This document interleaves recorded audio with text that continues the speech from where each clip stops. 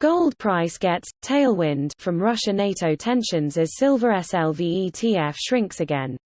Gold prices fell sharply from yesterday's fresh 9-week highs in Asian and London trade Friday, cutting the weekly gain for dollar investors from 1.4% to 0.6% but heading for the highest weekend close since mid-November as bullion prices held stronger in Euro and UK terms. Global stock markets in contrast extended this week's drop, knocking the Euro Stoxx 600 index down 1.7% to the lowest in a month after New York's S&P 500 joined the tech stock Nasdaq 100 in sinking to the list since mid-October. Longer-term interest rates edged back again from this week's earlier two-year highs in the bond market, while commodity prices also fell, pulling Brent crude oil $2 below yesterday's fresh 7-year high of $89.50 per barrel.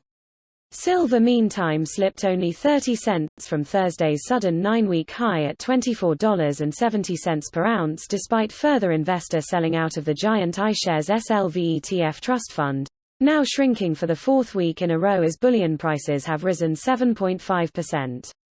For gold prices, the Fed's new monetary cycle is now well discounted, says analysis presented Thursday by metals specialists Rona O'Connell and Natalie Scott Gray at brokerage StoneX, noting that there was no knee-jerk reaction to the December dot plot's forecast. Tailwinds including geopolitical risk and persistently negative real interest rates are supportive. With the dollar's trade-weighted FX index trading above last week's 2-month low on Friday, the UK gold price in pounds per ounce showed a 1.5% weekly gain at £1,352 as new data said retail sales in the world's fifth-largest economy sank 3.6% last month in face of the highest price inflation in 3 decades.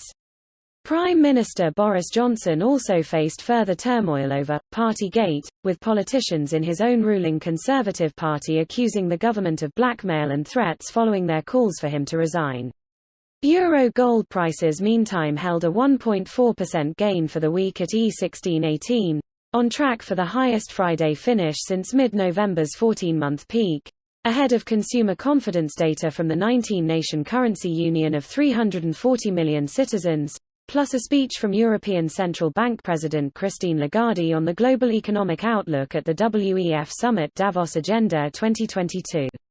The pandemic has not only demonstrated our democracy's ability to act, claimed European Commission President Ursula von der Leyen in a virtual speech to Davos Thursday.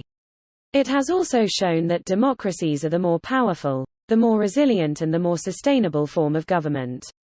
Iran, Russia and China today began a joint naval drill in the Indian Ocean, while Moscow's Foreign Minister Sergei Lavrov, following a face-to-face meeting with U.S. counterpart Antony Blinken, told reporters that he expects the U.S. will respond formally next week to Russia's demands that Ukraine, around which Moscow has massed battle tanks and troops, never joins the NATO military alliance.